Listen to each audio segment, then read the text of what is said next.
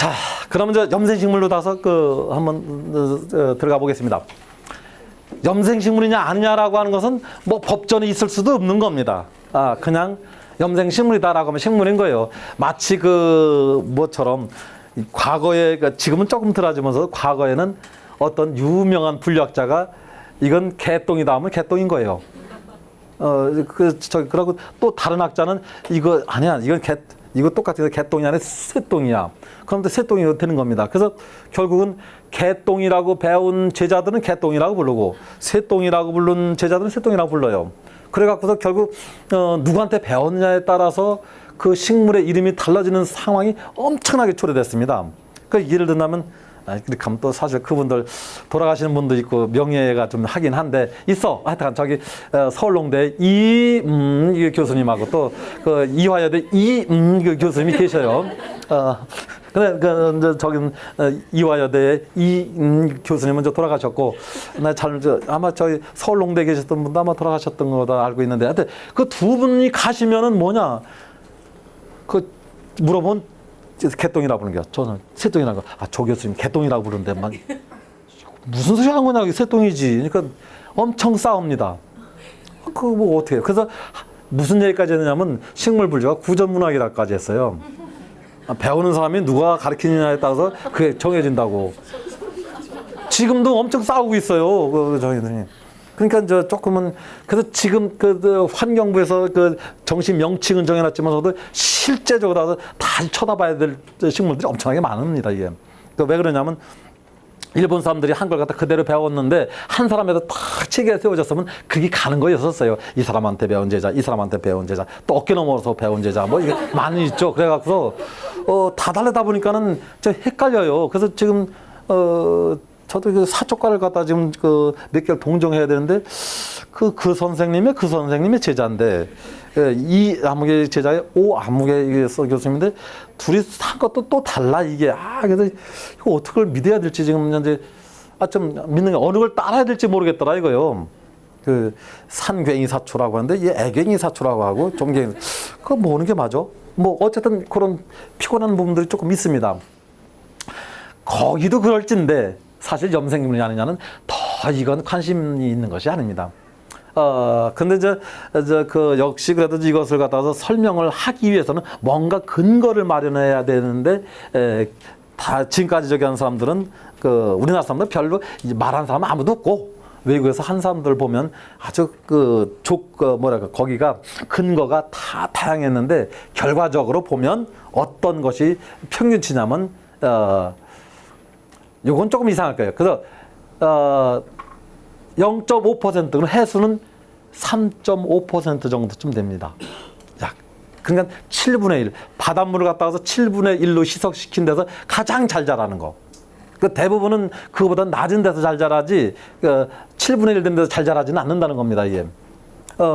여기고 pH가 8.5 이상인 지역에서 더 잘 자란다는 거예요. 요거보다 이상인 건 조금 이상하지만 이상이면 어디까지냐 라고 하는데 좀 애매하고, 어쨌든 0.5% 근처 바닷물의 7분의 1로 희석된 그 상태에서가 가장 잘 자라고, 그거보다 염분이 없거나 염분이 강한 데선 더 못 자라는 식물, 이런 거 이렇게 보는 견해가 지금 일반적입니다.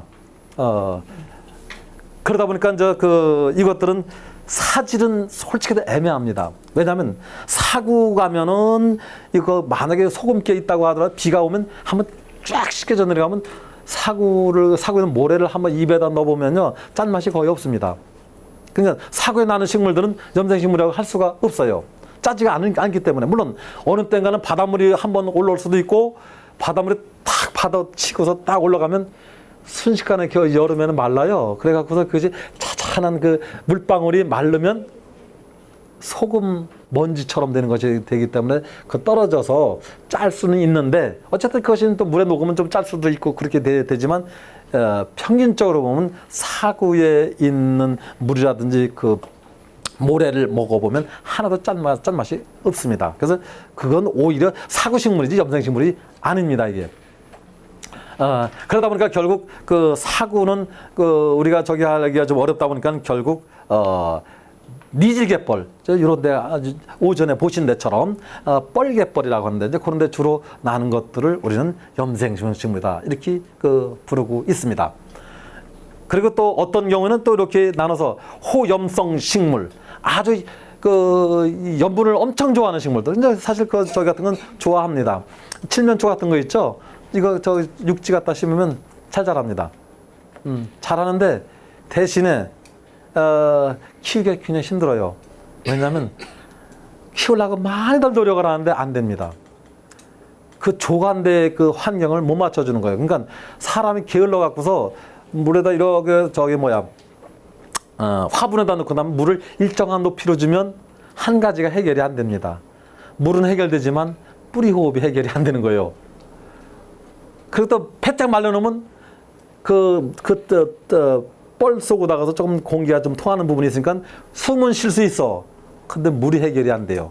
그거 두 개를 적당하게 맞추는 것이 생각보다 어려워갖고서 아무렇게나 나는 것 같아져 보이지만 실제 그걸 갖다가서 키우기는 쉽지는 않아요. 그런데 잘만 하면은 적당히 물기도 많은 음지에서 이렇게 해서 푸성하게 하고 물기도 좀 저기 하게 하면 삽니다. 대신에 많이 크지는 않아요. 그래서 키울 수는 있습니다. 안 큰 건 아니에요. 근데 대신에 여기만큼 조간대만큼 잘 큰 건 아니다라고 하는 거죠, 이게요. 그래서 얘는 조금은 염분을 좋아하는 부류에 속합니다. 그리고 대부분은 사대풀이라든지 띠 같은 것은 기회적 염생식물이라고 불러요. 기회적이라고 하는 것은 아니 원래는 거기 아니야. 원래는 다른 데 사는데 거기도 살 수 있는 능력을 가진 겁니다. 어떡합니까? 먹고 살다고 치면 나중에는 고상한 일만 할 수 있어요. 아주 그냥 허드렛 일도 해서 벌어먹고 살아야죠. 이제 그런 것들이 이제 기회적 염생식물이다 이렇게 보시면 됩니다. 원래 육지에 사는 것이 맞는데 내륙에 사는 것이 맞는데 거기도 살 수 있는 거. 아까 조금 전에 말씀드린 띠라든지 사대풀이라든지 아니면 산조풀 같은 것도 거의 여기에 속하고 있어요.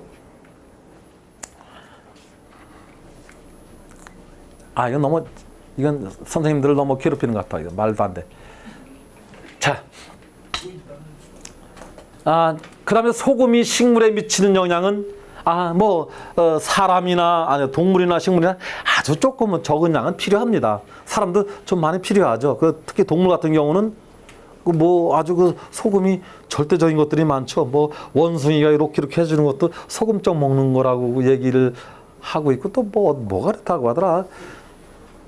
코끼리도 그렇다고 했죠. 어떤 동물들이 사람을 잘 따르는 이유가 소금을 주니까. 소금 안 주면 지 못 사니까 소금 때문에 사람을 졸졸 따라다니게 한다거나 순하게 말을 잘 듣는 다는 얘기를 어딘가서 제가 들었어요. 근데 사실이겠죠.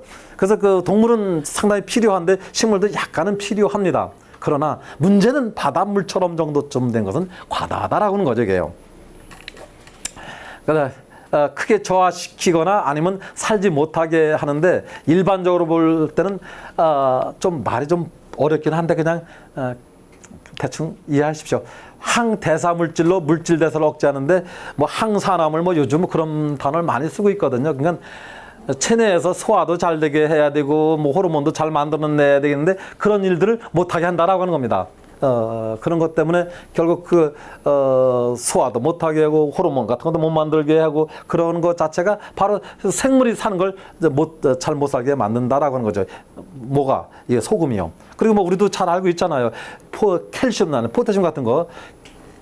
가리를 많이 흡수하려면 소금 먹으면 절대 안 되죠. 가리라니 좀 이상하네. 고섭 칠 때 돈 안 주는 것이 가리가 되나? 그럼 나가리가 녹아.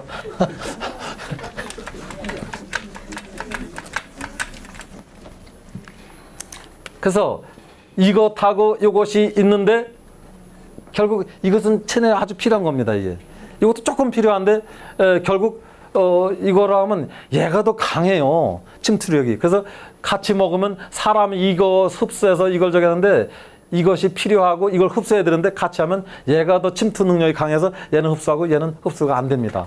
그래서 같이 먹으면 먹으나 마나. 이것도 그렇고 이것도 그렇고 뼈에 좋다는 이것도 그렇게 돼요. 요 놈이 아주 속된 말을 표현해서 강력한 싸가지 없는 놈이에요. 그래서 결국은 소금이 많은, 요게 많은 나트륨이 많이 들어간 것들은 굉장히 이런 거라든지 이런 걸 흡수하는데 굉장히 안 좋습니다. 뭐 그러다 보니까 물론 짠 것을 많이 먹는 것은 안 좋다는 건 여러 선생님들 이미 잘 알고 계실 거예요. 근데 일단 흡수상에서도 문제가 여기서 들어옵니다. 이것은 뭐 동물이나 식물이나 다 똑같은 현상이에요. 자,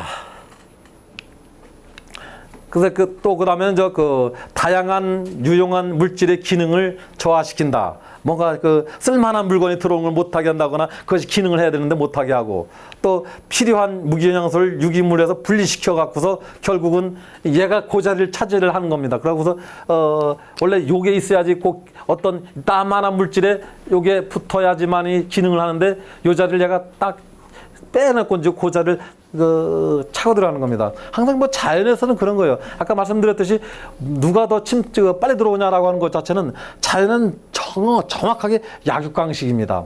그래서 힘이 있으면은 그 자리 뺏어 갖는 거예요. 그건 잘못된 게 아닙니다. 그렇게 또 되고 있고요. 그래서 선생님들 혹시 저 그전에 고등학교 때라든지 강산, 약산 뭡니까? 바로 이게 강산은 해리가 많이 돼갖고서 다른 것을 저기 걸 찾아간다는 거죠. 뺏어간다는 거예요. 그래서 뭐 수소 이온이 있는데 그 자리 갖다서 딱 빼고 지가 들어간다는 거죠. 이게요. 이거 뺏어 간다거나. 그래서 항상 자연에서는 힘 없으면 떨려나는 겁니다. 그리고 힘 있는 것이 그 자리를 차지하는 거죠. 그러다 보니까 결국 여기에도 얘가 더 힘이, 강력한 힘이니까 얘가 여기서 붙고 이건 빠져나가면 이거 전체가 기능이 없어진다라고 하는 겁니다. 그러니까 이런 일들을 하는 것이 이 NaCl, 소금이다라고 하는 겁니다. 적당량은 필요하지만. 그 다음에 여기 있는 것처럼 세포막의 투과성의 영향이라는 건데, 이것이 다른 것은 못 들어오게 하고 뭐 지만 들어가게 한다거나 뭐 이게 적당한 양이 들어가야 되는데 그것 때문에 저기를 못 합니다. 그래서 일반적으로 어떻게 하냐면, 이게 필요하면 이제 세포가 있으면은 바깥에서 이게 들어오거나 이게 필요해. 그러면 여기서 이것을 내보냅니다. 얘는 그냥 들어와요. 돈 들여서 내보냅니다. 에너지 써서. 내보내면 얘가 들어옵니다. 근데 얘가 너무 많으면 이것 때문에 결국은 에너지가 많이 들어가거나 아니면은 이게 못 들어오는 상황이 생기는 거죠, 이게요. 그래서, 필요한 것을 들어오는데 항상 얘도 왜 그러냐. 이것도 플러스라고 표현을 하고 얘도 플러스다 보통 표시를 합니다. 이렇게 두 개 다. 얘는 보통 이렇게 표시를 하는데 플러스 자리가 두 개라고 표시를 하고, 근데 얘는 플러스 자리가 하나입니다. 얘를 하나 들여오려면 얘 하나를 내보내야 돼요. 그래야지 이게 맞춰집니다, 이게. 그래서 필요한 건 요놈인데 마주적이 하다 보니까 요놈이 너무 많게 되면 결국 이걸 갖다 들어오는데 굉장히 애로사항이 있죠. 그 다음에 여기는 엽록소를 파괴시키거나 잎을 변색시켜서 결국은 제대로의 기능을 못하게 한다라고 하는 겁니다. 너무 짜게 되면 그렇게 되죠, 이게요. 그래서 일반 식물 중성식물이라고 부르고 있고, 그 다음에 이제 염생식물의 토양과 식물 체내의 삼투압이다라고 하는데, 일반적으로 보면 그렇다는 거죠. 염생식물은 토양 속에도 이렇게 높아. 그러면 높으면 자기는 더 높여야 되는 겁니다. 그래야지 물이 들어오는 거죠. 더 짜게 만들어야 된다는 거예요. 이만큼 짠 거보다는 이만큼 더 짜야지 물이 들어오지. 자기가 바깥보다 덜 짜면 이제 뺏기는 겁니다. 그래서 저 어렸을 때 그래도 한 번은 무지하게 혼났는데, 참깨 나가서 빌어주는데 그냥 얼른 이만큼 푹 주고 덮고 나면 다음날 보니까 다 말라 죽었어요. 그래서 혼났어요. 그러니까 조금 주고 멀리 떨어져서 이게 해서 해야 되는데, 많이 주는 게 잘 자라겠지. 그럼 많이 넣어가 푹 넣었더니만 아주 그냥 제대로 죽어갖고서. 그래서 보니까 아버님 하시는 거 보니까 인분 많이 썼잖아요. 인분도 좀 이렇게 해서 조금씩 주시더라고. 그래야 되는 건데 많이 주면 좋은 건 줄 알고 푹 줬더니만 그냥 완전히 다 말라 비틀어지고. 너무 농도가 높다 보니까 결국은 역삼투가 일어나서 결국 식물체에서 물이 오히려 빠져나가게 되는 저기가 되죠. 그걸 안 하려면 이거보다는 하여튼 높아야 된다는 거예요. 그 이제 그러다 보니까 결국은 아까 그 지역에 비가 와서 토양 속에 뻘 속에 소금기가 적어도 걔는 이만큼 돼야 되는 거예요. 걔보다 높아야 되는 거예요. 그래도 어쨌거나 이제 이런 데 비해서 이제 이런 데 일반적 있는 식물들 왜 이런 자료를 넣느냐면은 사실 여기 있는 자료가 우리나라에서 한 자료가 아니다 보니까는 부자나무 보셨어요? 부자나무는 갖다 한번 심어보세요. 한번 부자가 되는지 한번. 근데 부자나무 못 보셨죠? 부자나무는 저도 딱 한 군데서 봤습니다. 우리나라 이창복 선생 도감에는 나와 있어. 근데 심어져 있는 것은 그 여의도에서 그 몇 번째 다리 저기 국회의사당하고 요쪽 연결된데 그 올림픽 대로라거나 뭐 하여튼 그 여의도 셋강의 남쪽에 보면 국회의사당 있는 그 위치에 세 그루가 있어요. 근데 멋있어 꽃이 역시 돈 있는 데는 좀 다르던 것 같더라고요. 이게. 그래서 세 그루를 봤는데 벙벙한 꽃이 그러니까 이렇게 됐는데 꽃대가 여러 개 나눠지는데 거기 다 이렇게 달려져 있어서 마치 그 불두화처럼 그런 식으로 다서 이게 붕붕하게 된 불두화 꽃하고는 좀 다르지만 꽃의 배열 형태가 그렇게 되어져 있더라고요. 뭐 어쨌든 그런 소나무류, 참나무류 한 것은 뭐 할 수 없이 우리나라에 없으니까 그냥 대충 이해하시라고 놓은 겁니다. 그래서 일반적인 육상에 있는 식물들의 경우는 토양이 0.1밖에 안 돼. 뭐 그러다 보니까는 여기 있는 것처럼 뭐 일부는 뭐 저기지만 대부분은 이런 것보다는 훨씬 더 낫다라고 하는 겁니다. 이게. 근데 이제 여기도 골프류하고 질경이류는 아예 토양 내에 이만큼 되니까는 저기인데 그래서 육상에서는 일반 염색식물은 1.0 이하고 체내는 20이 넘어가니까는 별 문제거리가 없습니다. 항상 뭐 물. 그러니까 그러면 여기서 물 들어온 거 식물 체내에서 이게 옅어지지 않겠느냐? 옅어지겠죠, 그죠? 옅어지지만 다시 잎을 통해서 빠져나가니까 농도는 유지가 되는 겁니다, 이게. 그 공기에서 잎에 숨구멍으로 들어가서 나가는 때는 염분은 하나도 못 나가요. 물론 극히 일부는 빗물에서 줄줄 새는 것이 있긴 있어요. 그러나 대부분은 공기중으로는 날아가지 못하고 식물체 내에 남기 때문에 여기 들어오고 나가고 해도 이게 옅어지거나 그럴 일은 없습니다. 자, 그래서 이제 이미 그 염생식물은 자기가 좀 심하게 짜게 짠 상태가 되어 있어야지 된다는 겁니다. 이게. 그러면 어떻게 그 소음기를 이겨내느냐? 그래요. 살아가는 데는 그렇습니다. 극단적으로 다 해서 뭡니까? 좀 이상하지만서도 말로만 갖고 입으로만 갖고 벌어먹는 사람도 있고 정말 어깨로 다서 벌어먹는 분들도 있고 그 어깨는 짐을 져서 하는 어깨도 있지만서도 그냥 또 다른 어깨도 있죠. 뭐 하여튼 벌어먹는 방법 다양합니다. 그래서 그런 한 가지 저기는 어쨌거나 다른 데서 그 에너지를 갖고 와야 되고 필요 없는 것은 내보내야 된다는 겁니다. 그래서 그 식물 쪽마다 다 다른 전략을 구사를 하는데 한 가지만 갖고 하는 경우는 극단적인 예다라고 하는 겁니다. 즉 입만 갖고서 벌어먹는 사람도 우리나라에 많이 있죠. 그 조금 이상하지만 종교 계통에 있는 분들도 입을 갖고서 벌어먹으시고 정치하는 분들도 그런 분들이 좀 있으시고 변호사 뭐 상당 부분이죠.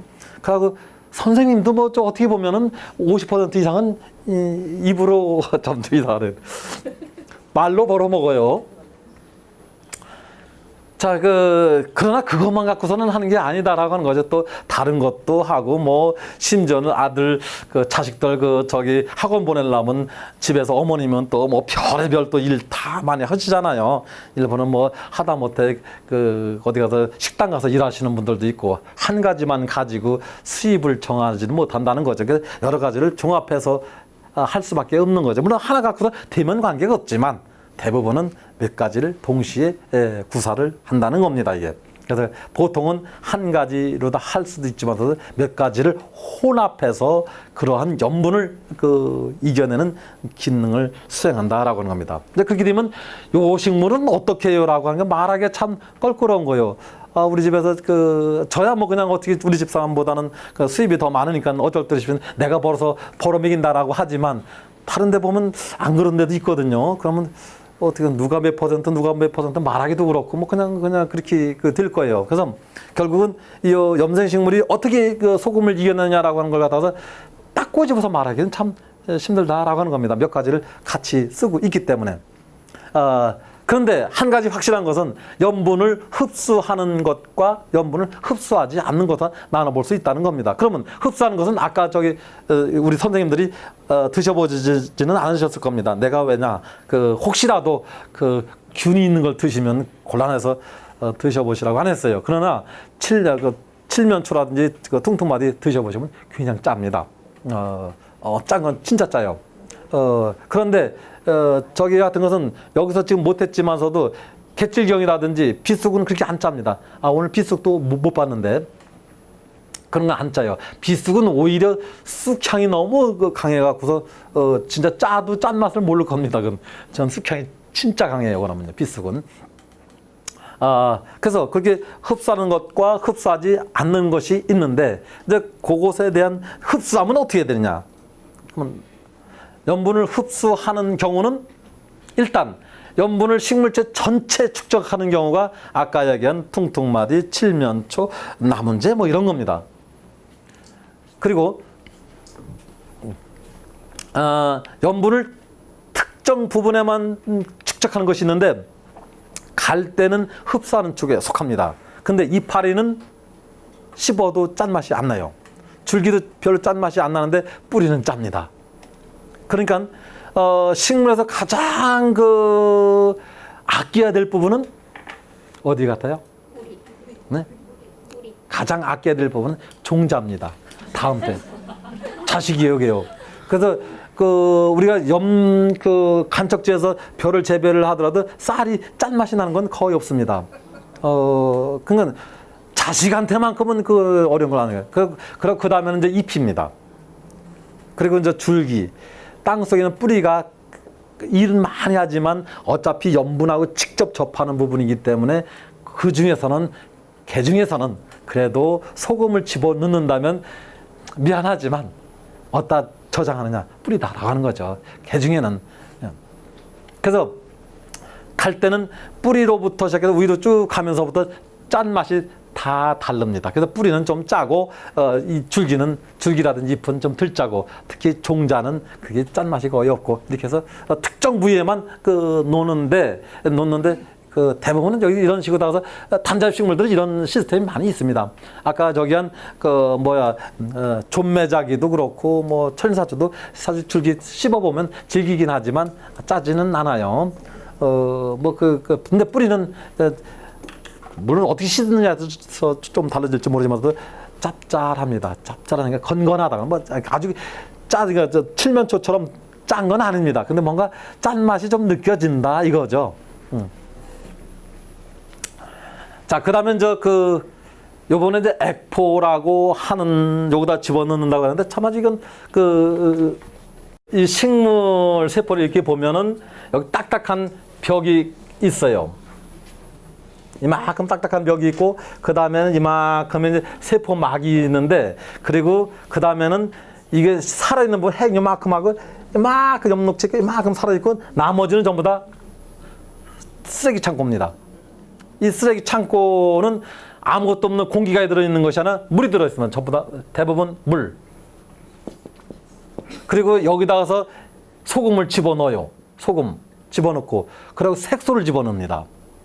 그래서 아까 선생님들한테 염분이 많을수록 빨간색을 띠고 있다는 것은 여기다 소금의 양하고 색소의 양을 거의 같은 비율로 넣어요, 이걸요. 그래서 액포 속에 이것이 많으면 색소도 많이 집어넣고서 빨간색이 강한데 이 세포의 대부분을 차지하기 때문에 결국 이렇게 됩니다, 이게. 그래서 이제 이런 것들이 여기 이제 색소가 있는데 여기 색소는 아까처럼 뭐 안토시아닌 뭐 여러 가지가 크산토빌 뭐 여러 가지가 있는데 그 색깔이 내는 것들이 이제 우리가 얘기하는 녹색이 아닌 것들입니다. 녹색의 색깔은 여기에 더 들어져 있어요. 그런데 이 색소는 황색, 노란색이라는 거죠. 황색, 적색, 뭐 여러 가지 여기 해당되는 것들이 이제 이런 것들이 여기 들어져 있는데 결국 이 녹색의 색소는 이 엄청 열에 강합니다. 근데 이런 색소들은 약해요. 그래서 아까의 칠면초 빨간 것도 갖다 데피는 순간 데피면 어떻게 되냐? 데피는 순간 얘는 파괴돼. 얘는 남아요. 그러면 빨갛건 노랗건 관계없이 초록색이거든 다 갖다 한번 펄펄 끓는 물에 딱 집어넣다 빼면 전부 다 초록색이 된다는 거예요. 그래서 우리 선생님들이 그건 잘 아실 거예요. 가장 양질의 김은 뭐냐? 양질의 김은 보르스름한 겁니다. 근데 바닷속에서 그 김은 홍조류라고 선생님들 배우셨을 거예요. 빨간 거라고. 이제 뜯어내면 이렇게 보면 햇빛에 보면 빨개요. 그 왜 그러냐? 벌써 포르스름한 것은 2번 구운 거죠. 이렇게 싹 다시 이렇게. 그래서 이미 거기 있는 그 붉은 색소를 내는 건 색소가 약해서 파괴된 겁니다. 그리고 엽록소에 해당되는 것만 남은 거예요. 그래서 포르스름한 게 된 거죠. 그래서 미역도 딱 그냥 끓는 물에 들어가는 순간 갈색이었다가 초록색으로 딱 돼요. 그래서 요런 것들은 다른 색소들은 열에 무지 약하고 엽록소는 강합니다. 그래서 삶았다라고 하면 엽록소만 남는 거고 나머지 색소들은 뭐 피코시아닌 뭐 이런 것 등도 여러 가지가 있습니다. 이제 이런 것들이 다 파괴돼서 그게 없어지는 겁니다. 그러니까 이제 그래서 어찌됐든 간에 요 액포 속에다가서 다 집어넣으면 여기는 뭐 별 저기가 없으니까 쓰레기 창고이다 보니까 여기는 알아서 저기 하는 것이고 여기는 알아서 그 생명 현상을 유지하는 곳이기 때문에 여기다 집어넣으면 별로 문제거리가 없습니다. 이게. 그래서 필요하면 갖다 쓸 수도 있고 너무 진하다 어떻게 됩니까? 그때는 죽고 떨굽니다. 이제 도저히 해결이 안 되면 동물은 배설기관이라는 게 있어서 거기다 내보내면 되지만 식물은 똥은 좀 못 가려요. 갈 수가 없어요, 그건요. 근데 어떡합니까? 이파리 떨구는 수밖에 없습니다. 떨구면서 또 다시 새로운 잎을 내는 거죠, 얘요. 뭐, 그러기 때문에, 뭐, 그냥 많아지면 그냥 버리고 또 다시 만들면 돼요. 얼마나 좋습니까? 그 다음에는 일단 들어온 것을 어떤 방식으로든지 간에 바깥으로 다시 내보내는 겁니다. 가장 편한 방법은 아까 말씀드린 것과 같이 아주 오래된 잎에다가서 잔뜩 집어넣어서 그는 낙엽으로 떨구는 겁니다. 아까 선생님들이 보시던 바와 같이 그 나문제 보면 맨 끝에는 여기 초록색이 아니 연두색이고 그다음에 빨간색이고 그 밑에는 이제 그 낙엽이 된 걸 보셨을 겁니다. 그러니까 거기는 어느 것보다도 염분이 짭니다. 그러니까 염분이 짜서도 그럴 수도 있고 그 정도 갖고서는 오히려 그 이파리가 너무 나이가 들면은 유지비하고 생산비하고 유지비가 더 많이 들면 떨구는 겁니다. 그러니까 아주 가차없어요. 자릿세 비싸게 주고서 장사하면 뭐 합니까? 그죠? 남는 게 없으면 안 하는 거죠. 식물 절대적으로 그렇게 합니다. 이건 손해나는 일은 안 해요. 걔도요. 손해나는 일을 했다가서는 뿌리의 양이 줄어들 수밖에 없는 겁니다. 단연생일 경우는. 그렇기 때문에, 그리고 또 이게 1년생일 경우는 지금 뿌리에 치는 이거 양분도 없어요. 별로. 좀 딱딱하고 그냥 섬유소만 있어서 쓸만한 게 아닙니다. 그러니까 손해나는 일은 식물도 안 합니다. 그 다음에 또 다른 방법은 주섬주섬 모아서 그냥 바깥으로 뱉어내는 겁니다. 근데 뱉어내는 때 영구히 한 장소 계속 모아서 내는 경우도 있지만서도 아예 퐁퐁하게 염을 잔뜩 소금 집어넣어 그냥 맨 가장자리 있는 세포 하나만 뚝 떼내는 겁니다. 뭐 그렇게 할 수도 있어요. 뭐 그래서 한꺼번에 아예 죽이는 것 같이 하면서 없애는 경우도 있고 아니면 계속 조금씩 내보내는 경우도 있습니다. 이런 부분들은 잘만 이용한다면 이따만한 큰 나무 심어갖고 소금이 뿌려서 탁 털어서 하면 세상에 천일지원보다도 훨씬 더 좋은 이거 다른 거 100g에 1,000원이라면 100g에 10,000원. 뭐 그래도 팔아도 살 겁니다. 왜냐하면 한번 식물을 통과를 해서 가장 안 좋은 중금속은 다 걔가 다 먹고 이거 깨끗한만 했다면 얼마 주겠어요. 근데 얘가 그렇게 안 해주네요. 왜냐? 조금씩밖에 안 해갖고서 도저히 상업성이 꽝이에요. 근데 왜냐? 걔는 인간을 생각해 본 적이 없어요. 뭐하러 인간한테 이용을 당합니까? 그러고 생각하면 당연히 그래야죠. 뭐 인간한테 안 당하려고 하는 것이 아니고 걔도 생각이 있는 건 아니지만 어쨌든 자연에 최적화되게끔 되어져 있어요. 우리 선생님들 그 많이 알 겁니다. 그 전에 뭐 저 국민학교하고 중학교 때 배운 거 있잖아요. 생물 시간에 씨 없는 수박. 씨가 없으면 어떻게 해? 참 말이 안 되잖아요, 그죠? 씨는 있어야지 그래도. 근데 선생님들은 씨 없는 수박을 물론 시원찮아서 들리고서 뭐 씨가 없는 건 뭐 먹어보셨겠죠. 근데 정말 이건 씨 없는 수박으로 다서 만들었고 그걸 갖다가 여러분 선생님 중에서는 드셔본 분이 아무도 안 계셔. 왜냐? 시중에서 안 팔았기 때문에. 시중에서 안 팔아요, 이거요. 왜냐? 생산해봐도 생산비가 안 나와, 그건.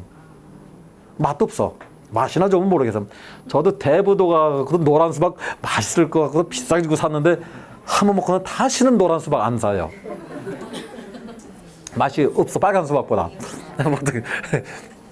껍질이 노란 거 있거든요. 그래서 한번 맛있는 적에서 사봤어요. 좀.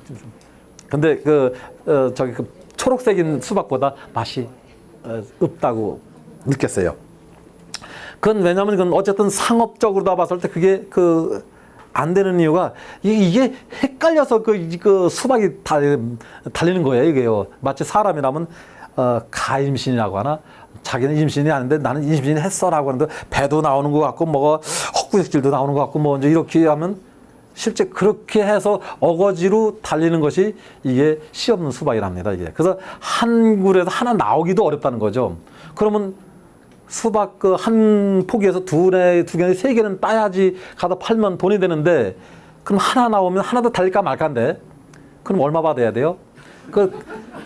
한 통에 10,000원씩 한다면 얘는 30,000원 받아야 되는데 씨 빼는 것 때문에 30,000원 주고 사 드시겠어요? 안 해요. 그건 맛이 좋으면 몰라. 근데 그건 아니에요. 씨는 그냥 나오면 뱉고 먹는 게 차라리 나아요. 그리고 또 얼마 전에 했던 것 중에서 또 이게 있습니다. 아주 인간이 너무 나쁜 그 기질이 있는데 토마토하고 감자하고 딱 짝짝꿍 시켜놓고서 땅 위에는 토마토요, 땅 밑에는 감자나니 했는데 딱 심어놓고 나니까 땅 밑에는 토마토요, 땅 위에는 감자나니. 그래서 그게 시중에 팔리지가 않았죠. 파는 적이 없어요. 그래서요. 미쳤어. 나는 종자마에서 나는 다음 세대만 만들면 되는 건데 내가 밤낮 그 인간을 위해서 해야 될 일이 뭐가 있어요.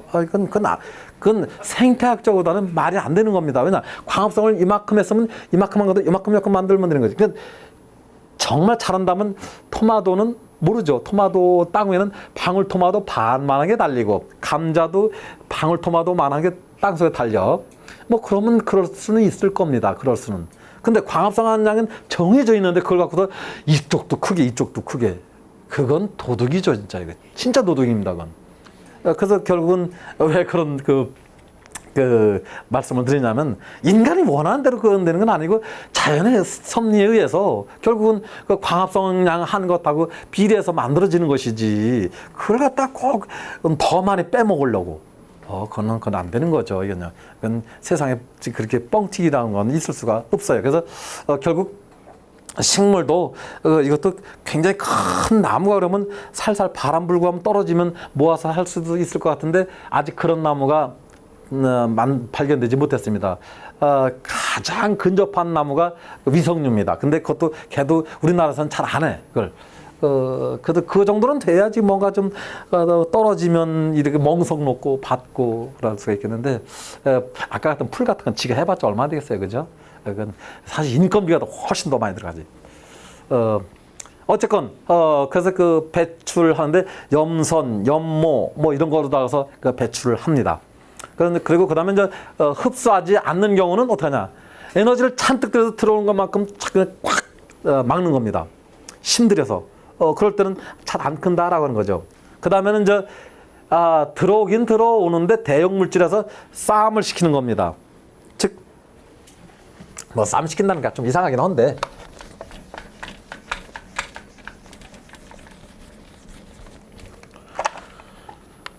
이제 여기는 여기는 해수라고 칩시다, 그럼. 해수에서 이렇게 소금 입자가 있고 하면 여기는 식물의 뿌리 라고 하면은 여기 4개가 있고 여기는 하나밖에 없어. 그러면 이게 물이 1, 2가 되는 물은 거꾸로 이쪽이 많은 겁니다. 이게 소금 입자라고 치면 NaCl 입자가 이렇게 있다고 치면 여기도 NaCl 하나가 있고 네 개가 있다면 물은 여기가 세 개가 있고 여기 하나가 있는 턱이 됩니다. 이게 반대로 다 농도가 계산하시면 돼요. 그러니까 물은 일리 빠져나가야 되는 겁니다. 얘 때문에. 결국 물의 농도는 이쪽이 더 높기 때문에 일리 나가야 된다라고 하는 것이 돼요. 그러니까 소금이 많아서 나가는 게 아니고 물이 이쪽에 뿌리가 더 많으니까 오히려 바깥으로 빠져나가야 돼요. 그러면 어떡하냐. 얘는 안 되니까 얘가 그래? 그러면 다른 거로 하지. 이런 설탕으로 넣는 겁니다.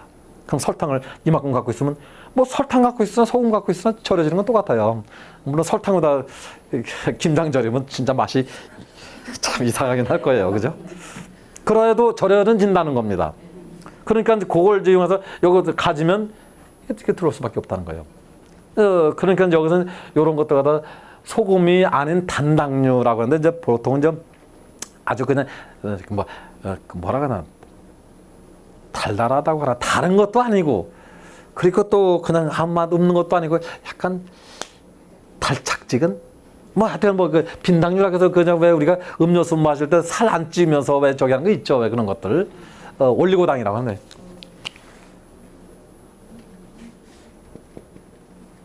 올리고당 있으면 내리고당이 있나? 그래.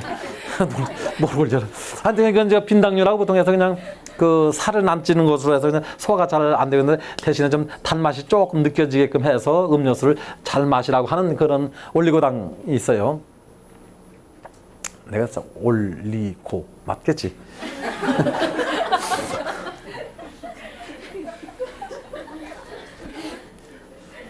자, 이제 그런 것처럼 저기 하는 것들은 이제 갯질경이라고 하는 겁니다. 그래서 그 뿌리를 먹으면 달짝지근해요. 그래서 서산 지방에서는 옛날부터 그러다 캐양?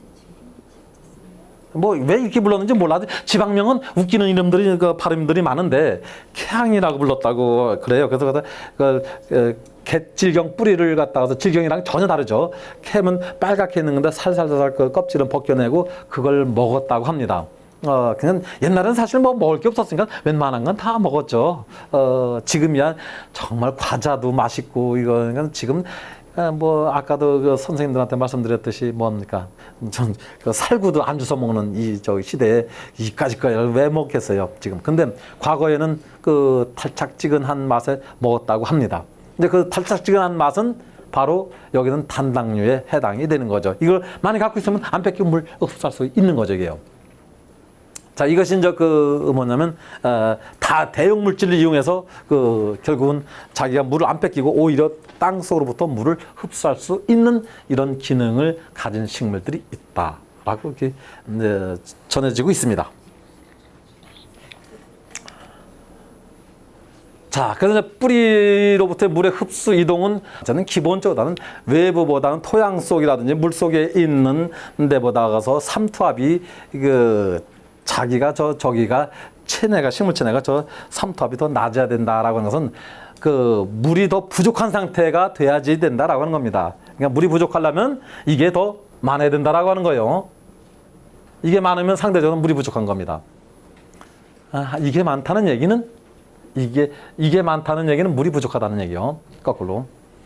자, 그리고 이제 일반적으로 봤을 때는 거꾸로 이동을 거꾸로 할 때는 많은 데서 자연의 법칙은 항상 많은 데서 적은 데로 이동하고 질서가 있는 것으로부터 없는 것으로 되는 것이 자연의 이치인데 그걸 거꾸로 할 때는 항상 에너지를 쓸 수밖에 없습니다.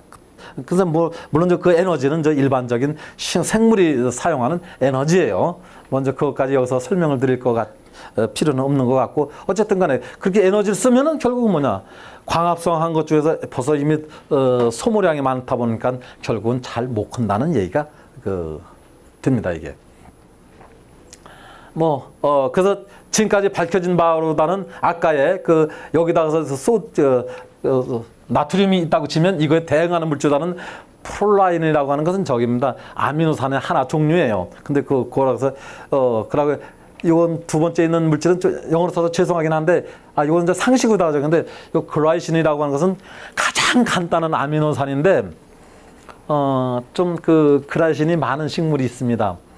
그래서 그라이신이 많으면 어떻게 이름을 붙이면 좋겠어요? 영어로다?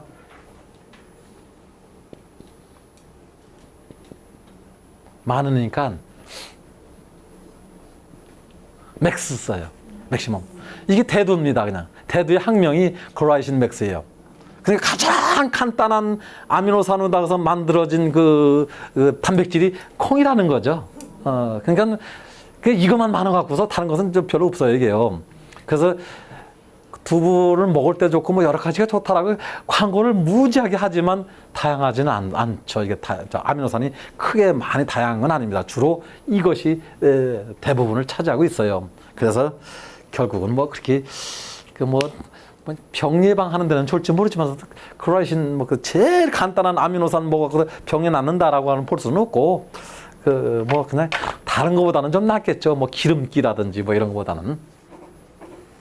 그래서 이제 뭐 비테인, 뭐 솔비톨, 뭐 이제 이런 것들이 이제 전부 다 여기에 설탕도 들어가고 단당류 이것이 이제 대응 물질입니다. 이게 이런 것들이 어느 거냐에 따라서 뭐 이거 있으면 뭐 맛이 뭐 아미노산 이런 것들이 있으면 별로 찝찝하거나 좀 그렇게 될 거예요. 이 맛 별로.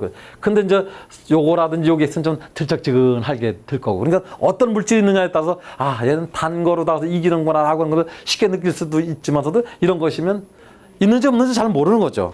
그래서 하나하나 분석을 해보면 되는데 이런 것들이 바로 어떤 것하고 직접 연관이 되느냐면 건조한데 사는 것들이 어떻게 하면 물 안 뺏길 때 물을 안 뺏기느냐라고 하는데 그때 만들어지는 물질하고 똑같답니다, 이게. 그래서 결국은 그 염생식물이 물을 바깥으로부터 들여오고 자기부터 안 뺏기는 그런 기작은 건조에 저항하는 것하고 생리적으로는 아주 비슷한 현상이랍니다, 이게. 그래서 뭐 이런 것들 갖다 만들려면 뭐 이런 물질을 만들려면 식물도 좀 아주 물도 안 주고 빼빼 마르게끔 하면 이제 이런 물질이 좀 많이 생긴다고 해요. 이런 것들은 이제 계속 포트에다 물을 안 주고서 한번 계속 그 농도를 측정해 보니까 이제 이런 것들이 늘어간다는 거죠. 이거 몽땅 다 이런 것들이 함께 늘어간다는 것이 아니고 어떤 종에 따라서는 이것이 많이 늘어가고 어떤 종은 이게 늘어가고 진짜 다 다른 겁니다, 이게. 그래서 혹시 이게 많이 잘 들어가는 게 있으면은 좋겠죠. 그래서 설탕, 사탕수수, 뭐, 거기야 뭐 사람들은, 뭐, 요런 때는 좀 잘해 먹죠. 설탕이 겨울에 되면 고구마를 적당하게 얼려갖고서 얼리지 않을 정도다 탁 내다 놓으면 나중에 다음날 뭐 엄청 달죠. 그죠? 그냥 안 얼려고, 빙점 강화를 해서 안 얼려고 해도 녹말을 갖다 전부 다 설탕으로 만들어갖고서 엄청 달죠, 이게요. 근데 너무 추운 데다 놓으면 얼어. 근데 그 아주 애매한 온도, 애매하게 추운 온도에다 놓으면 달기만 하고 참 좋습니다. 근데 조금 있으면 이제 걔가 어거지로 그냥 전분을 갖다가 설탕으로 만들다 보니까 걔 힘이 딸려갖고 조금 썩어요. 근데 잘못하면. 서서히 해야 되는데 이게 그냥 갑자기 그냥 엉뚱한 일을 엄청나게 일을 많이 하다 보면 결국 부하가 걸리는 거죠. 뭐 사람이 갑자기 그냥 너무 밤새워 일하면 여기 부러뜨는 것하고 똑같게. 자, 그다음에 이제 카스파리떼에서 소금의 통과를 억제를 하고 일부 식물은 아예 뿌리털을 조차해서도 못 오게끔 하는 경우도 있다고 합니다. 그래서 결국은 어쩌면 변은 거의 뿌리까지 들어올 때는 세포벽을 통해서 들어오면은 세포벽을 통하면 결국은 뭐냐? 이건 통제가 안 됩니다. 세포벽은 그냥 마치 나무를 갖다가서 죽어 있는 부분을 갖다 소금물에다 넣으면 그 소금물이 그 안에까지 배 들어가거든요. 살아있는 데다 놓으면은 살아있는 식물에다가서 소금물을 적당히 넣으면 살아있는 식물에서 물이 빠져서 물의 양이 많아지지만 죽어져 있는 데다가서 소금물을 집어넣으면 그 속까지 다 침투가 돼요, 그냥. 왜 조절 능력이 없으니까 죽었는데 죽었는데 무슨 짓을 못 하겠어요, 그죠? 다 지금. 그래서 소금의 이동을 억제하는 주된 기관은 여기보다 식물 쪽마다 다 다르지만서도 어쨌든 뿌리에서만 이동 못하게 뿌리까지는 들어오게 하거나 하는데 이상은 못 가게 하는 경우, 뿌리에서 줄기까지만 오되 저기 하는 경우, 하여튼 여러 군데 각 단계마다 다 저기 하는 것들이 다 다를 수 있다라고 하는 겁니다. 그래서 가급적 뿌리 가까운 장소에 닿아서 보관을 하고 또 들어오게 되면 잎이라고 하면은 그냥 아까 말씀드린 액포에다 집어넣고서 그 소금이 다른 일에 지장을 주지 않도록 한다라고 하는 겁니다. 그래서 아까 말씀드린 바와 같이 어쨌든 대부분 한 종은 한 가지 이상의 방법을 이용해서 소금에 대해서 그 이겨내는 전략을 세우고 있다라고 하는 겁니다. 그러면서 에너지를 쓴다라고 하는 거예요. 그러니까 뭐 쉽게 사러 가는 건 아니다. 그래서 이제 이것은 무슨 얘기냐면 그래프는 시간을 경과된 시간에 따라서 과연 물을 안 준 겁니다. 물을 갖다서 딱 저기 안 주고 물을 안 줬더니만 건조해지는 거죠. 건조해지니까 얘가 식물이 소금을 많이 소금이라네. 설탕을 많이 낸다라고 하는 거죠. 그래서 소금이 없으니까는 소금이라네. 물이 없으니까 뭐냐? 바깥으로부터 물을 갖고 와야 되고 체내는 건 안 보내려면 자기가 아주 농도가 높은 것이 돼야 된다라고 하는 겁니다. 그러니까 물 안 주면 설탕이 생긴대요. 참 좋잖아요. 그렇죠? 식물. 근데 설탕 만들어 먹으려면 물 안 주면 되는 거예요. 이게 좀. 요 식물에 대해서는. 뭐 그렇게 되고 있다고 합니다. 이게. 근데 다 되는 건 아니고 여기 실험용에다 썼던 것만 그렇게 된 거죠. 그렇다고 감자 그냥 물 안 줘갖고 설탕 안 생긴다고 그러지 마시고. 자, 그다음 이제 흡수된 염분을 체외로 배출한 건 아까 몇 가지 방법이 있다고 했는데 염모, 염선 뭐 이렇게 되어져 있습니다. 그래서 아까 맨 끝에 보는 가는 갯는장에 새로 생긴 잎에 하얀 것인데 그것이 그 염모에서 모여서 내보내는 일입니다. 그게. 그리고 이제 그게 떨어져 나가거나 그 염모가 딱 떨어져 나가면 더 이상은 안 생깁니다. 왜냐 계속 잎에서는 한번 생기고 난 다음에 그 다음에는 그것이 떨어지고 나면 다시 만들어지는 게 아니에요. 그러면 한 번 써먹고 즉 일회용이다라고 하는 겁니다. 그럼 또 나머지는 어떻게 되냐? 새로 잎 만들어서 하는 겁니다. 이건. 그래서 요거 있는 것처럼 요게 이제 염선입니다. 그래서 주변에 있는 세포 여기서부터 저기 소금을 빨아들여서 여기서 농축시켜서 결국은 경우에 따라서 요놈이 폭 터지면서 얘까지 죽어가면서 없어지는 경우도 있고 여기서 이렇게 살짝 이쪽에서 사이다 이렇게 내보내는 경우도 있다고 합니다. 근데 이건 이제 밑에다가서 이렇게 밑에 넣고 모아놓은 세포가 여기서 딱 여기다 딱 모아뒀다가서 이게 흔들흔들하다 떨어지고 저기 빗물이 오면 저기 되고 아니 요건 빗물에선 안 되지만 어서도 하여튼 여기다 모아졌다가서 솔솔 떨어진다라고 하는 겁니다. 요 세포가 요 주변에서 소금을 빨아들여서 농축을 시켜서 가루로 만드는 거죠. 가루 모두 내보내야 한다. 이것도 뭐 거의 여기서 있는 것들 갖다 여기서 농축시켜서 딱 보내고 내보내고. 뭐 이것도 마찬가지입니다. 근데 요것은 안 죽고 구멍을 통해서 계속 여기서 주변에 있는 여기 있는 데서 모아서 여기서 저기서 농축시켜서 가루로 다서 구멍을 통해서 계속 내보낸다는 거죠. 여기다 요 구멍을 통해서. 그러니까 이 세포는 안 죽어도 돼. 계속 오래 쓸 수 있는 상태입니다. 이건. 그러니까 주변에 있는 세포로부터 소금을 받아들여서 농축시켜서 구멍을 통해서 바깥으로 계속 내보내면 되는데 사실 이 양이 그렇게 많지는 않아요. 그냥 이런 기작이 있다는 것이지 정말 이것을 갖다서 좀 사람이 좀 이용한다거나 그럴 수는 있는 상태까지는 아닙니다. 이제 찾다 보니까 이런 것이 나온 거죠, 이게요.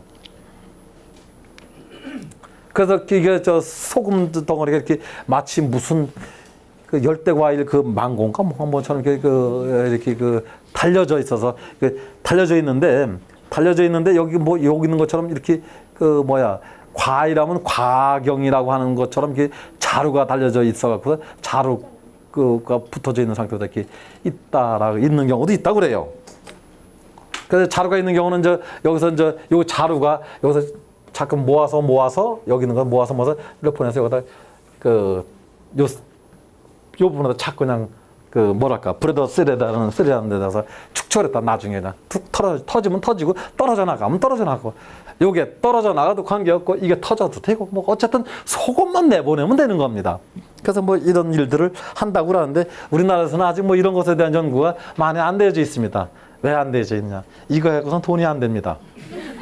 문제는 뭔가 이거 갖다 이용할 수 있는 데가 있어야 되는데, 그래 이걸 해서 뭐에 쓴다냐고 딱 하면 글쎄 그 소금을 많이 생산할 수 있습니다라는 말이 들 거예요. 근데 소금 생산도 별로 안 됩니다.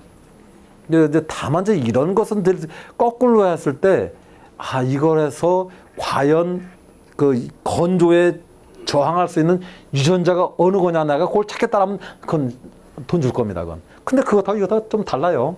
그래서 염생식물에서 소금에 이길 수 있는 그 유전자에 관련된 것만 똑 띄어서, 예를 들어서 벼에다 넣어갖고서 그 벼를 저기 조간데다 다 뿌려갖고서 이제 지금 그냥 가서 그냥 헬기로다 뿌리고 가서 그냥 추수만 해갖고 오면 된다.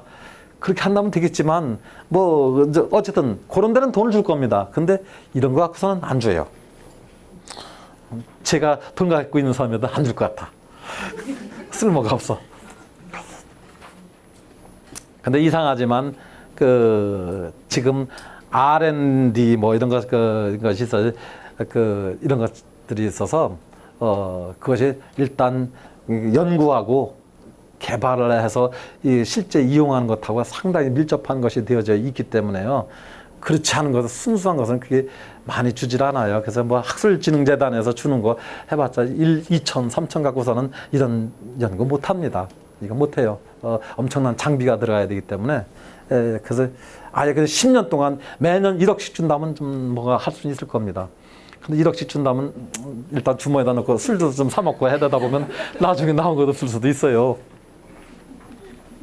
자, 아까 보면 그 연모는 이렇게 하얗게 좀 염분의 입자들이 이렇게 다 붙어 있던데, 이제 떨어져 나가면 이것까지도 다 떨어져 나가고 그렇게 됩니다. 이파리는 남고 여기 하얗게 좀. 이것도 이제 뒤에 잎 뒷면에 이제 소금 쪽이 소른 모습입니다, 이게. 아유.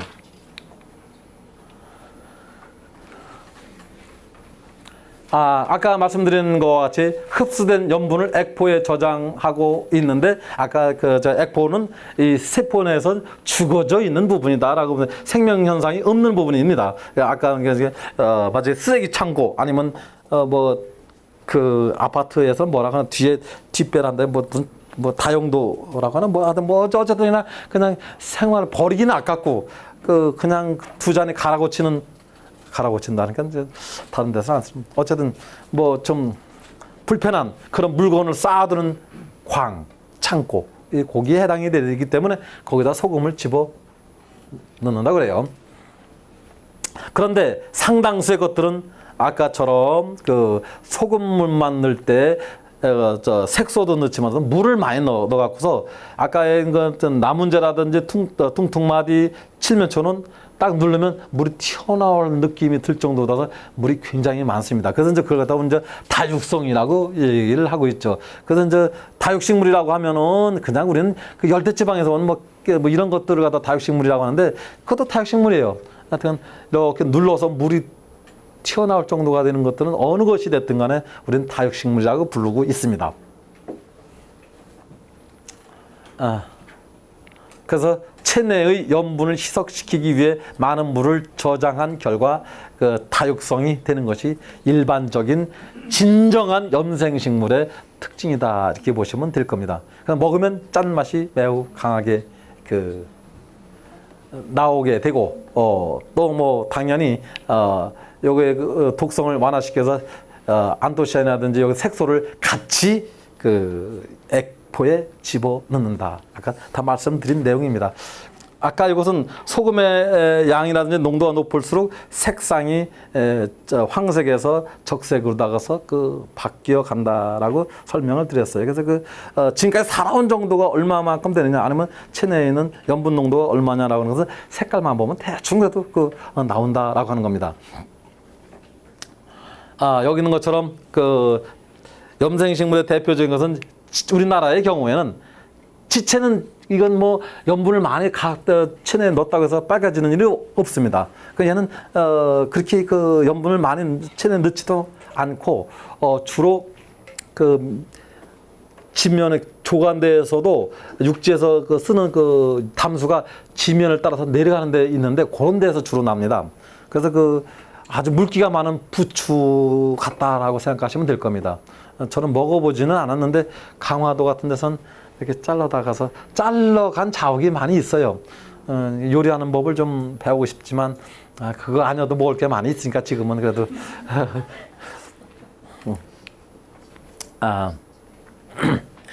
그래 해옥나물 저쪽에 주로 모래땅에 나는 해옥나물. 그러나 방석나물도 넣을 수도 있고 안 넣을 수도 있는데 그냥 한번 넣어본 겁니다.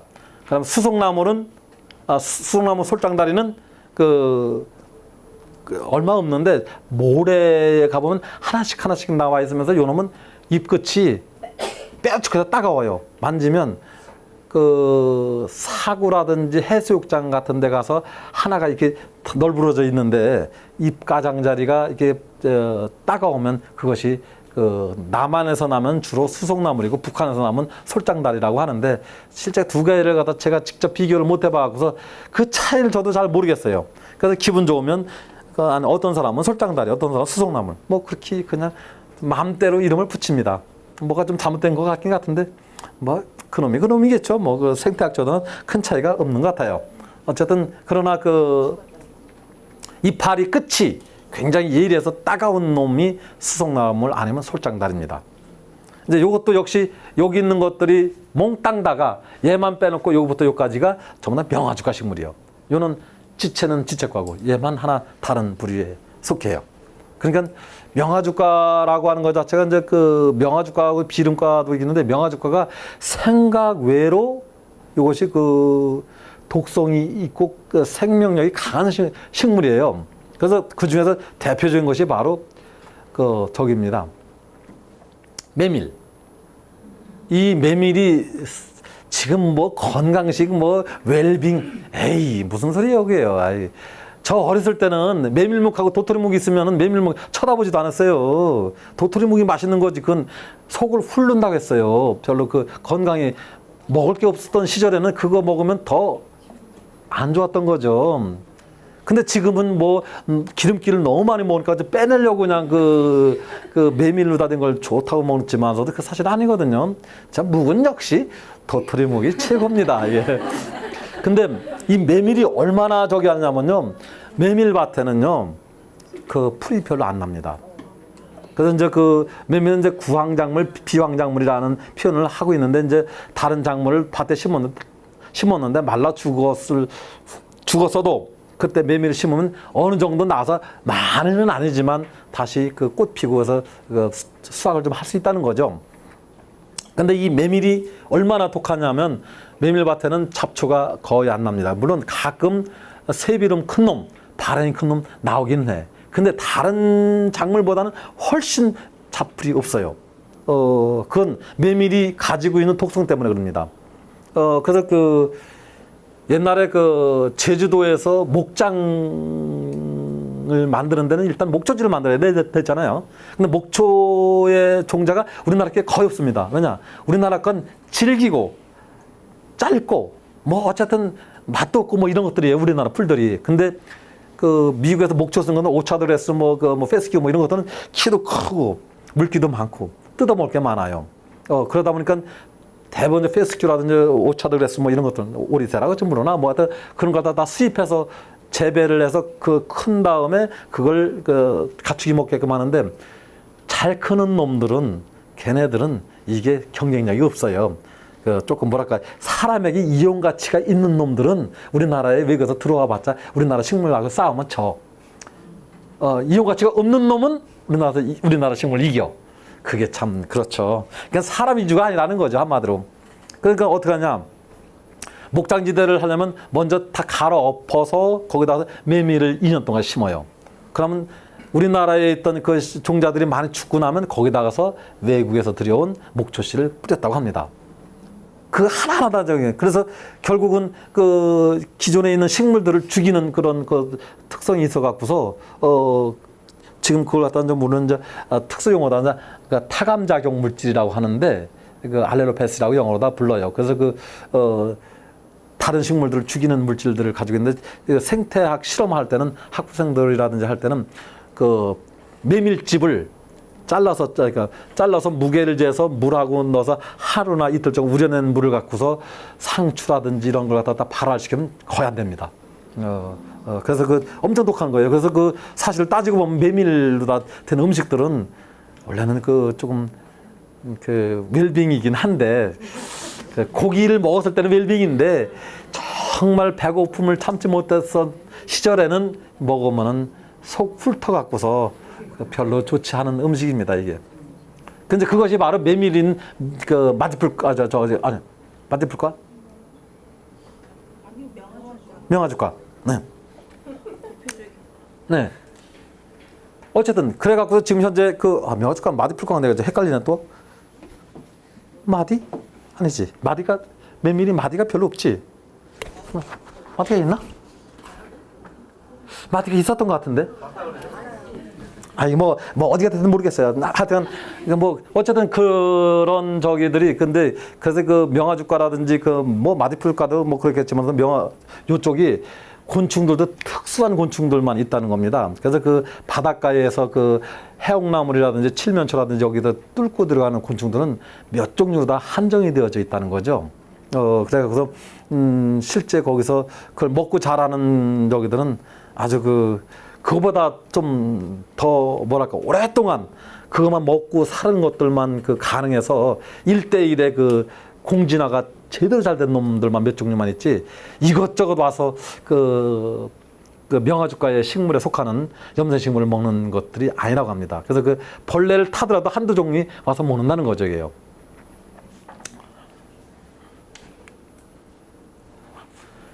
자, 이것도 아까 다 설명을 드린 것 같아요. 그래서 이제 그 갈대라든지 철사 쪽 갯잔디 같은 것들은 주로 이제 뿌리에 저장을 하고 줄기라든지 잎에는 좀 덜 올라갈 수 있게끔 하는 여기가 있다라고 하는 겁니다.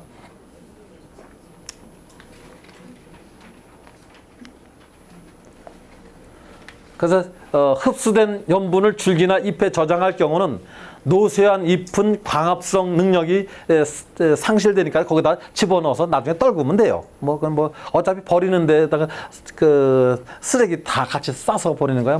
어렵지 않죠. 그렇게 하는 게 낫죠. 물론 가정집에서도 이상한 쓰레기를 엉뚱한 데 집어넣어서 내면 안 되지만 그건 우리 사람이 만든 제도이고 걔는 자연에서 또 얻은 거 자연에다 보내는 겁니다. 마치 사람이 음식물을 먹고 자연에 가서 배설물을 저기 하는 것처럼 사실 배설물은 괜찮은 건데 냄새가 나서 그래요. 사람 배설물이. 그러니까 그냥 아무 데서나 사실은 어떻게 보면은 아무 데서는 참 이상하지만 배설해도 괜찮은 거죠. 어차피 자연에서 온 것이고 자연에다 다시 보내는 것이기 때문에 사실 분뇨는 아무 데나 버려도 괜찮을 수 있습니다. 근데 그거 하면 냄새가 나서 문제겠지.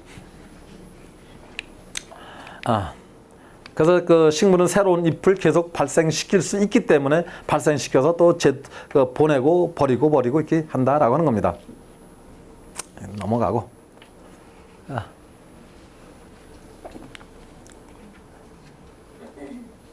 자, 그래서 이제 소금이 없는 놈들은 물하고 소금 입자하고 같이 해서 퉁퉁하게 할 이유가 없으니까 이렇게 얄바닥하게 하지만 세포가 작게 하지만서도 소금이 들어오는 놈은 물하고 같이 하다 보니까 이렇게 퉁퉁해진다라고 하는 겁니다. 이렇게 잎의 단면이 그러니까 하나하나 세포가 다 커지다 보니까 뚱뚱해지는 거죠. 다육성이 되는 겁니다.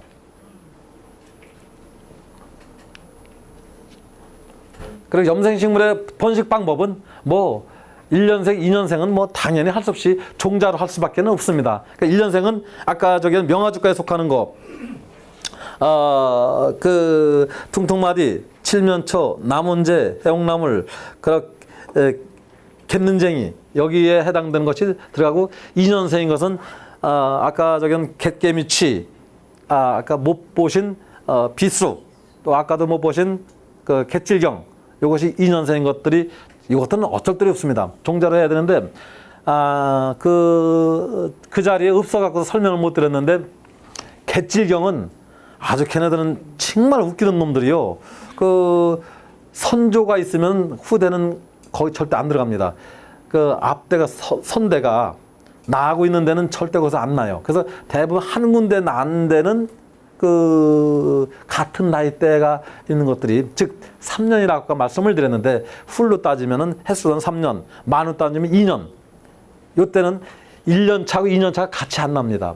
2년 차가 1년 차를 발화를 못하게 합니다. 이게. 그래갖고서 요 놈들 갯질경을 보면 빼곡하게 난 데는 작아도 너무 작아. 그리고 떨어지는 놈은 그냥 크고요, 이게요. 그래서 오히려 자기의 그 후손을 못 살게 만듭니다. 뭐 그래갖고서 스스로의 그 동족의 오히려 동족이라고 하나, 뭐 동종의 그 생육을 억제하는 그런 특성을 지니고 있는데, 뭐 이런 것은 옛날에도 많이 있었죠. 그러니까 인삼도 그렇다고 했었던 거고, 그 한 번 재배하고 나면 돌려짓기로 해서 다른 데 가서 하고, 또 몇 년 지나고 난 다음에 거기 가서 짓지, 곧바로 연속해서는 인삼도 재배를 안 한다고 하는데, 그것 자체가 인삼에서 6년 동안 아니면 4년 동안 크는 동안에 인삼에서 만들어진 그 2차 물질들이 결국 그 다음 심은 인삼이 자라는데 자라지 못하게 하는 억제력이 있는 물질을 만들어 놓기 때문에 토양 개선을 하기 위해서 할 수 없이 돌려짓기를 한다고 했습니다. 이제 그랬는데, 이제 지금은 농법이 좀 발달되고 저기 하다 보니까 이제 그것도 뭐 물질을 저기 하는 것도 좀 해결됐을 겁니다, 지금은. 근데 1990년대만 하더라도 그것까지는 해결이 못 된 것 같아요. 지금은 제가 잘 모르겠습니다. 제가 농사진 것은 그 언제까지 졌나? 그러네. 좀 86년 당국대학교 교수로 오기 전까지 85년까지 농사를 짓는 바람에 그 전까지는 알겠는데, 그 이유는 농사를 진짜 안 졌고 지금도 주말 농장을 절대 안 갑니다. 농사는 정말 싫어요, 이거. 농자만 해도 그냥 너무 힘들어 갖고서. 그래갖고서 배는 나왔는데 여기는 뼈가 만져져요. 이게 바로 농사 짓느라고 고생해서 그런데 지게를 많이 짓다 보니까는 아주 그냥 그 과거에는 그래갖고서 계속 재배를 못하고 하여튼 윤작을 해서 돌려짓고 이렇게 했다고 하는 건데, 이제 여러분들 아까 있었으면 거기 그 자리에서 설명을 드리는 건데, 재수없게도 오늘 갯질경을 못 보는 바람에 그 설명을 못 드렸어요. 그래서 갯질경은 몇 가지 그런 특징들이 있습니다. 그래서 한번 어디 가면 저기 그 시화호에 그 공룡알 화석지를 들어가기 전에 이런 건물 있잖아요. 건물 들어가는데 거기 들어가기 전에 보면 옆에 착 들어가는 입구에서 착 쳐다보면 빽빽한 데는 거기 있는 걸 다 걷어들여도 큰 거 하나 있는 것하고 재면은 큰 거 하나 훨씬 더 무겁다는 거예요. 그러니까 즉 자기들끼리 저기에서 여기 10개가 이렇게 나 있는 정도 수준의 뭐 20개가 돼. 20개 하고 여기 하나가 나 있으면 하나는 이만하게 큰데 10개가 이렇게 차고 갖고서 원래는 요만한 데서 요만한 면적에서 난 것하고 이거 하나하고 똑같은 면적이라면 비슷한 무게가 되려는데 이건 10분의 1도 안 된다고 하네요.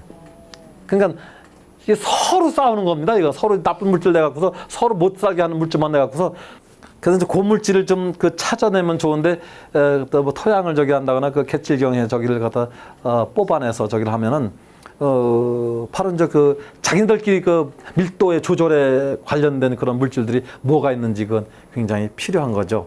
그래서 그런 것이 혹시라도 갯질경이 아닌 다른 식물에도 영향을 줄 수 있다면 제초제 괜찮은 거죠. 뽑아서 저기. 자, 그다음에 이제 단연생인 경우는 주로 단자엽 식물인 벽과 식물이나 아니면 서쪽과 식물이 여기 다 저기 한데, 대부분은 지하경, 땅 속에 있는 줄기 아니면 지상경, 뭐 이것에 의해서 저기 하는데, 아까 것을 다시 설명을 드리면, 아까 갈 때는 어쨌든 이렇게 돼서 쭉 가고 여기서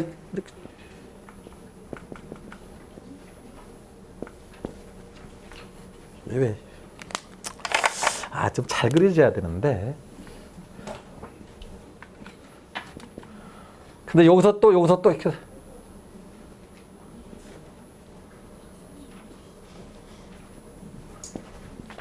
에이.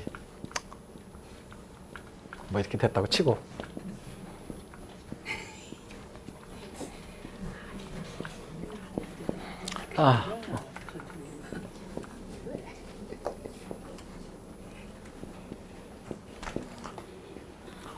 그래서 여기서는 그 뿌리가 나오고 요것이 지하경입니다.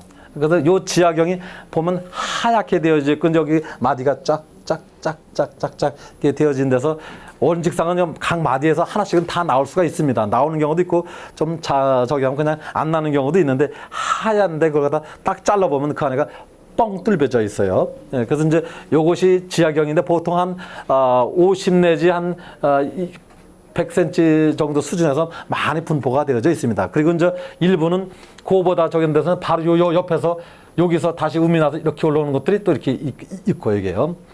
그래서 이제 아까 말씀드린 바와 같이 이 갈대는 이런 사례들이 많다 보니까는 이런 사례나 아니면 여기 이렇게 가야 되는 것은 지금 뭐랄까 연질이 아주 잘 갑니다. 그러다 보니까는 딱딱하고 돌멩이 있으면 못 가요. 끝입니다. 이게 뭐 돌아가야 어디 가? 뭐 좀 그렇죠. 뭐 돌아가야 되겠지. 돌아가신다고 하면 죽는 거 가시되나? 돌아간다면 죽는 게 되나? 말이 참 우리나라 말은 조금 복잡하긴 어렵긴 해요. 자, 그래서 그 뻘이 연질인 데가 아주 이게 그 갈대가 불어나게 좋아서 요런 데는 갈대가 나지만서도 정말 돌멩이가 이만큼 퍽퍽 있으면 어떻게 해요? 얘가 어디가? 갈 길이 없어요. 이거 타고 갈 수도 이렇게 못 가고 이렇게도 못 가고. 그러니까 이런 데는 잘 못 나타나고 물론 우리가 보는 것은 위에 나온 돌멩이는 보이고 밑에 있는 돌멩이는 사실 안 보이긴 해요. 근데 이제 그 만약에 이게 돌멩이가 존재한다고 하면 이런 돌멩이가 있으면 이건 갈대가 여기서 날 수가 없으니까 달뿌리뿌리 샥 넘어가면 이렇게 타고 나면 걔는 아주 이 돌멩이 있으면 아주 물 만난 거죠. 좋은 데죠 아주 이건요. 자, 그래서 이렇게 되고 여기서 뿌리가 나가는데 보통 소련에서 경우는 이거 제일 깊은 데까지 하니까 한 290m, 3m까지 되고 있다. 그러니까 포크레인 없이는 일 못하는 겁니다 이게.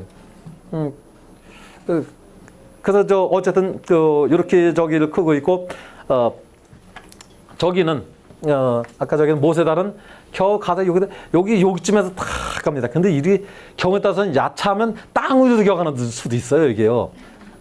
땅 위로 가는데 근데 마디 착 이러면 착착착 뭐 엄청납니다 이게. 마디가 안 있어서도 야차하면 그 줄기가 막 나와요. 그래서 여기서 뿌리가 이렇게 또 나오죠. 그래서 얘는 이만큼 물 차져 있어야 돼. 얘는 물 있는 거 싫어. 요것만 뿌리만 물 차져 있기를 바래. 물이 탔기만. 그러다 보니까는 뿌리의 위치가 모세달은 이렇게 위에 있는 쪽에다 주로 쪄 있고 갈대는 밑에 이렇게 저기가 되어져 있습니다. 그래서 아까 말씀드린 바와 같이 거기가 퇴적이 된다. 그러면 자꾸만 높아져. 지대가 높아지면 얘는 올라가기 좋지만라도 이건 아니야. 건조하게 돼. 그래서 지대가 높아지면은 모세달이 유리하게 되고 이게 저기 하게 되면 침식이 돼서 없어지면 얘는 날아가고 이것만 남게 된다라고 하는 거예요. 그래서 근데 여기 갯골은 제가 보기에는 크게 침식되는 것도 아니고 크게 퇴적되는 것도 아닌데 이다 보니까 결국 지금 현재는 여러 가지 사정상 갈대가 들어가도 되지만 모세달에 들어가는 이유가 모세달이 훨씬 더 등치가 큽니다. 이거 이파리 같은 거 보면 더 넓어요 이게 놈이요. 그래서 이파리 숫자도 많고 또 줄기도 더 굵어요 이게요. 그러다 보니까 결국 키는 뭐 저기지만서도 그래서 또 이런 모세달은 지금 꽃이 펴 있어요. 갈대는 나중에 피는데 그러면 꽃 피고 저기인데 에너지를 많이 쓰거든요. 그럼 지금인 상태에서 비슷하다 보면 꽃 피는 거 이제 끝났어. 자식 농사 끝났습니다. 모세달은. 그러니까 앞으로도 광합성하는 것은 뭔가 지압에다 남겨놓을 수 있는 여지가 있죠. 근데 갈대는 아직 자식 농사를 들졌어요. 근데 질라고 생각을 하다 보니까 결국은 누가 더 땅 속에 저장되어 놓은 숨겨놓은 돈이 많으냐? 모세달인 겁니다. 그래서 모세달이 유리한데 대신에 모세달은 거기서 이제 물이 너무 채게 되면 좀 항상 채게 되면 안 된다는 거예요. 그래서 물이 빠졌다 저기다 아무래도 제가 보는 거기 위치는 지금 갯골에도 물이 없는 시간이 더 길지. 거기 있네. 물이 채워져 있는 시간보다요. 아마 그럴 겁니다. 물이 채워져 있는 시간 길면 뿌리가 숨을 못 쉬어도 피곤해서 이렇게 못 살 거예요. 아마도.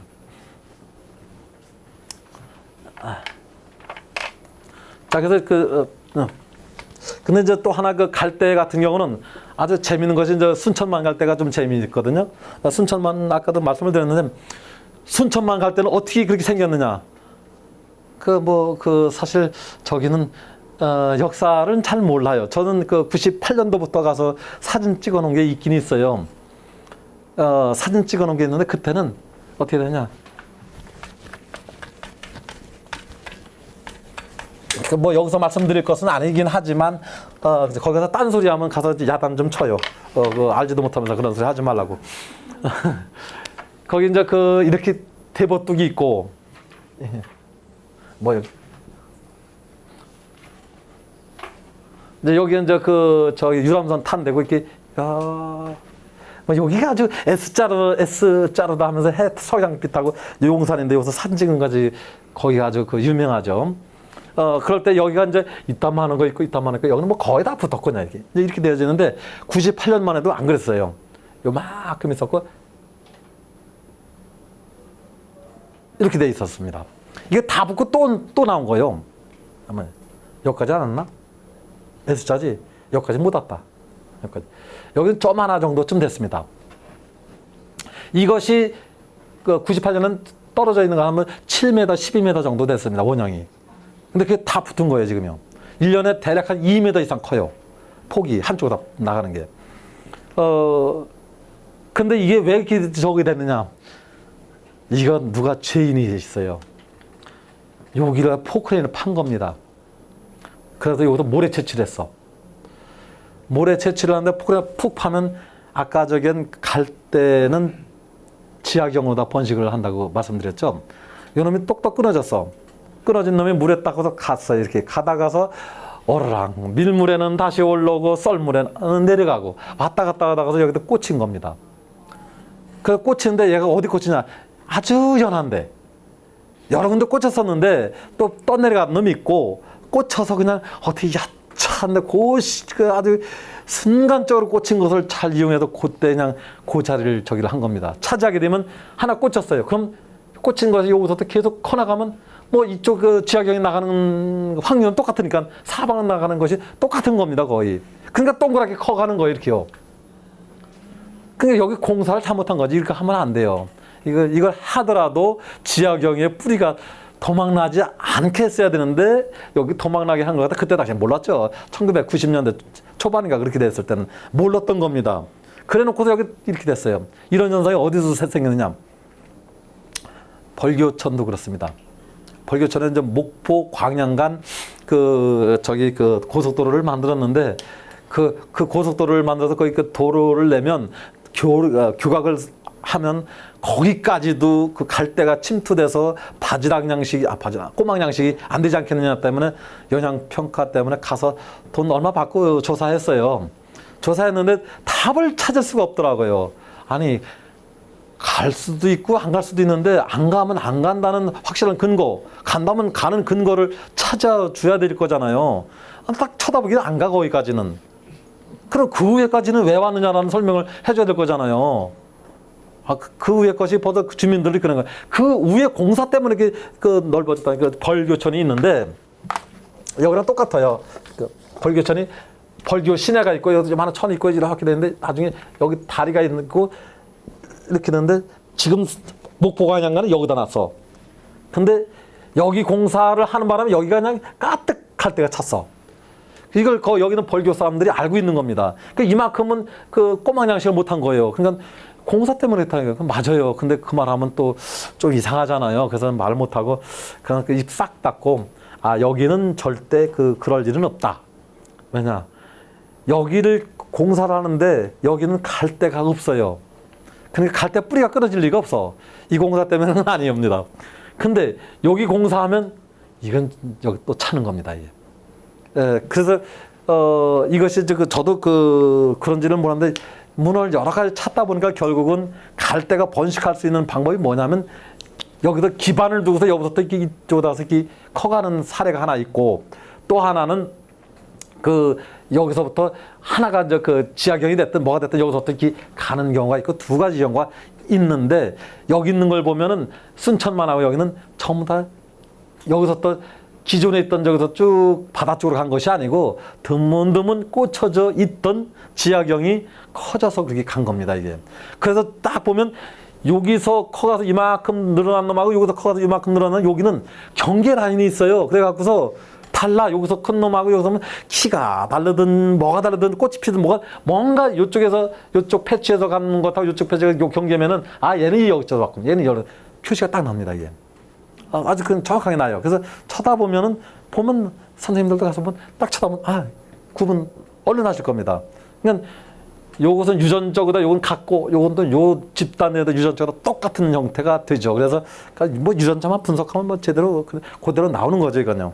뭐 그렇게 될 겁니다, 이게. 그래서 결국은 여기서 공사를 할 때 조각 난 것이 여기서 꽂혀갖고서 그러다 보니까 생각이 이러다가서 여기 조사를 순천만 조사를 갈 때 그랬어요. 그 뻘을 거기 순천만은 엄청 연질이라 들어가면 많이 들어가거든요. 그 갈대가 난 데는 설마 안 들어가겠지. 뭐 웬걸요. 어디든지 갈대가 난 데가 더 잘 들어가요. 왜 그러냐면 고기가 사실 그 갈대가 꽂힐 때처럼 연하다는 거죠. 다른 데도 꽂힐 수 있는 기회가 있었는데 거기가 더 연하다는 겁니다, 이게. 그래서 갈대가 난 데가 더 푹푹 들어갑니다. 뭐 이상하지만. 그래갖고서 결국은 여러 가지 문헌하고 보니까 다 그거 보고서 이것 때문에 결국 순천만도 이런 저기에 의해서 그 패치가 만들어졌고 동그랗게 만들어졌는데 많이 크다 보니까 이제 섞여서 그렇게 된 거다라고 하는 겁니다. 그래서 원형 패치를 어떻게 유지시키냐? 방법 없어요. 방법이 거의 없습니다. 방법이라고 치면은 갈대를 좀 잘라내야 되는데 잘라내는 건 좀 어렵고 이건 뭐 키우는 것보다 더 힘들어요. 근데 뻘 속에서 잘라야 되는데 그게 안 됩니다. 근데 이게 어떻게 되냐? 이렇게 됐다면 여긴 남쪽이고 여긴 남쪽이고 북쪽이라면 남쪽은 조금 천천히 늘어요.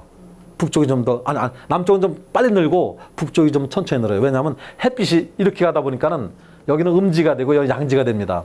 그래서 남쪽은 더 빨리 가 이게. 그래서 약간은 원형이라고 하지만 정확하게 원형은 아닙니다, 이게. 그러니까 남쪽보다 더 잘 크고 북쪽보다 좀 덜 크는 이런 형태의 그 원형 패치를 만들고 있는데 이제 여기서 조금 더 진행되는 데는 이제 모세달이 팍팍 들어갔습니다, 지금 현재. 모세달 어디로 들어가면 여기부터 들어가죠. 왜냐? 여기 지대가 높기 때문에. 그래서 이제 얘가 이제 가면 이제 뭐 어떻게 될지 몰라요. 지금도 여기는 퇴적이 좀 되는 데도 알려져 있는데 퇴적이 되면 이제 여기부터 슬슬 얼마만큼 이제 모세달이 들어오겠죠? 그럼 모세달 숲이라고 해야 되나? 좀 이상하죠. 갈대 숲하면 뭔가 좀 여운이 있어 보이는데 모세달 숲하면 조금 이상하긴 해요. 나중에 그때 가서 어떻게 할지 모르겠어요.